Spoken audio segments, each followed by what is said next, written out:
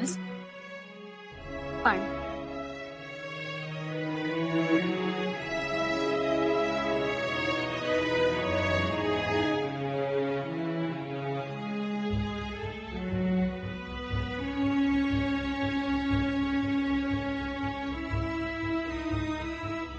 अहो नका नाडीला हात लावू.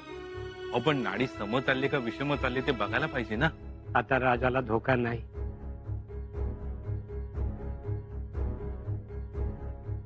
जीवावर बेतलं होतं, आता पिढा गेली.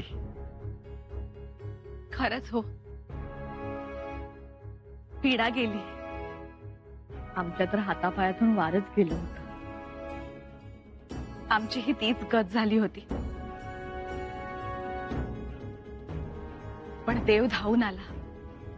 देवाने आमची हाक ऐकली. हाक ही ऐकली आणि भांडणही ऐकली. भांडण ऐकलं? कधी? कधी? सगळे देव तर घाबरून गेले होते तुमचा हा अवतार बघून. सुनबाई, तुम्ही नाही का म्हणाला होता, आमच्या स्वारींना काही झालं तर तुझी पायरी रक्तलाल करू, महाराजांना काही झालं तर तुझा आणि आमचा उभा दावा राहील. बोलला होतात ना असं? हो. पूर्ण एपिसोड पहा झी5 वर. महाराजांना काय झालं होतं समजलं? युवराज, मी जो सवाल विचारला जाईल त्याचाच आणि तेवढाच जबाब द्यावा. काय झालं होतं महाराजांना? विषबाधा. कशातून होते विषबाधा? जेवणातून आणि खाण्यापिण्यातून. आणि विषप्रयोग कशातून होतो? जेवणातूनच युवराज. कोण बनवतं जेवण? मी. पण युवराज, माझ्या मनात काय बी कपट नाही. अहो मी कशाला तसं करेन? तू केलं नाहीस तर कुणी केलं? कुणी मिसळलं महाराजांच्या अन्नात विष? खरंच देवाच्या युवराज. अहो मी नरकात जाईन पण तसं करणार नाही. पक्वान तू स्वतः घेऊन गेला होतास? मी घेऊन गेलो तो युवराज.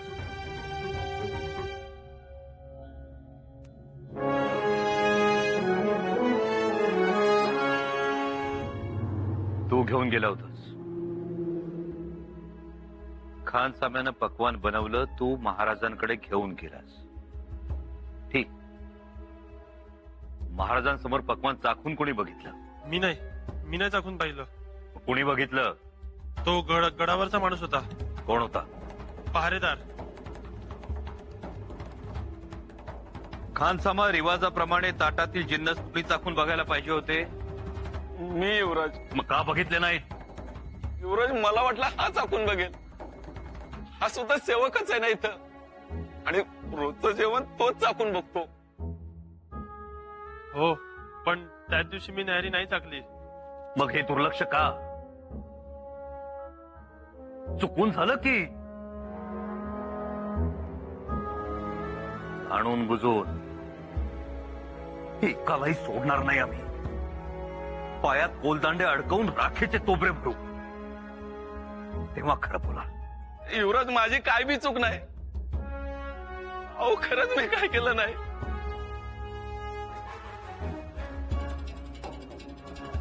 अजूनही वेळ गेलेली नाही. खरं बोल.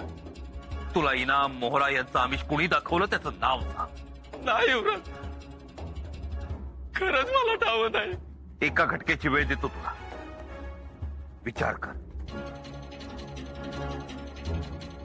त्याआधी आणखी एक गोष्ट. इकडे या. महाराज बरे झाले याचा केवढा आनंद. स्वर्ग 2 बोट राहिला आम्हाला,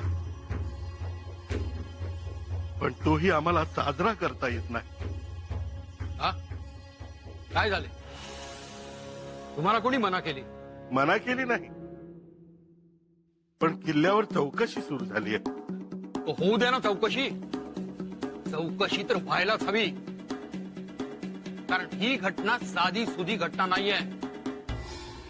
नशीब बलवत्तर म्हणून महाराज वाचले यातून. चौकशी व्हायलाच हवी, घटनेच्या मुळापर्यंत जायलाच हवं. आणि जो कोणी सापडेल त्याला शिक्षाही महाराजच देतील.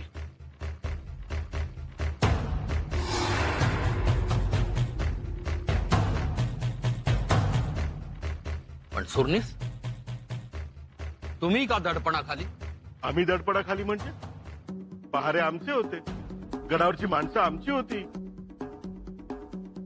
आता तोच धागा धरून आम्हाला चौकशीला सामोरं जावं लागेल असं वाटतं. मला तरी वाटत नाही तसं. मलाही वाटत नाही. पण तुम्हीच सांगा, स्वप्नातही आमची माणसं अशी वागतील का? नाही ना. नाहीच करणार.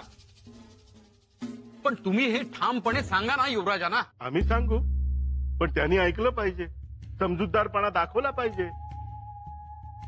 नाहीतर सगळंच मुसळखेरात जाणार. अहो, ती भीती वाटते हो. तेही आहेच. त्यात त्यांचा संताप वाढलाय. जे खलिते सापडले त्यात शंभूराजांचं नाव आहे.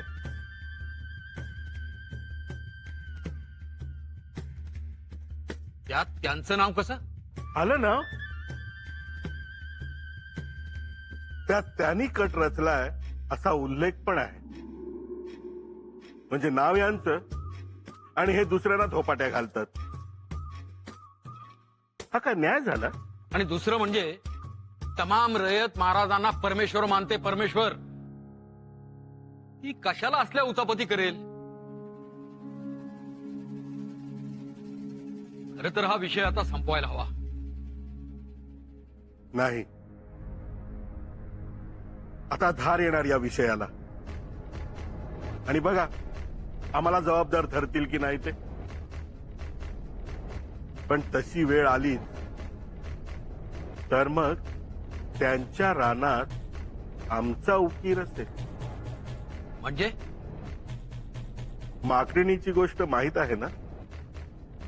जेव्हा माकडणीच्या गुडघ्या एवढं पाणी येतं तेव्हा ती पिलाला कडेवर घेते. जेव्हा कमरे एवढं पाणी येतं तेव्हा माकडीण पिलाला खांद्यावर घेते, मग डोक्यावर घेते.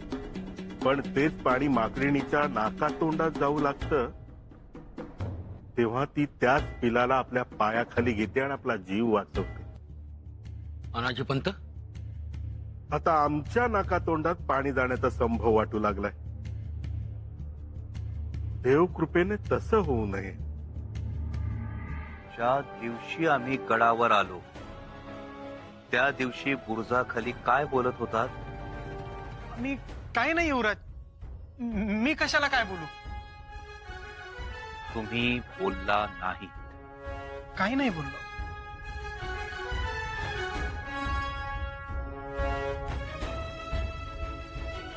ज्योताजी काय बोलत होते त्या दिवशी बुरुजाखाली? यांच्या बरोबर एक सरदार बोलत होता, म्हणत होता खडानखाडा माहिती सुनेसांपर्यंत पाठवा म्हणून. बोला गडकरी. नाही म्हणजे मी पुरजावर उभा होतो, समजा ऐकलंय. यातला एक आणि एक शब्द खरा आहे. बोलला तसं? माहिती हीच की इथली खडानखडा खबर सुरनिसांना कळवायची. कोणी ठरवलं? तुम्ही की सुरनिसांनी? हा, स्वराज्याचा धनी इथं, छत्रपती इथे, युवराज इथे आणि खबरा सुरनिसांना. खडान खडा याचा अर्थ काय होतो गडकरी? पण त्यात काय वाईट भावना नव्हती. हे सुद्धा तुम्हीच ठरवलं? युवराज, महाराज आजारी पडले ही खबर गडावरून बाहेर कशी गेली? ताकीद दिली होती ना आम्ही, तरीही खबरा गडावरून बाहेर गेल्या गडकरी. पण आम्ही फक्त सुरनिसांना सांगितलं. आपला बाप मरणाशी झुंजतोय. खळखळ वाहणाऱ्या कृष्णावेंना गोठून गेल्या किल्ल्याचं काळीज पिळवटून निघालं. एवढ्या वेदना झाल्या महाराजांना आणि तुम्ही काफी दिलेले आदेश पाळण्यात हलगर्जीपणा. गडकरी, जर आम्हाला स्पष्ट खुलासा झाला नाही तर तुमच्यावर टाच येणार. पूर्ण एपिसोड पहा झी5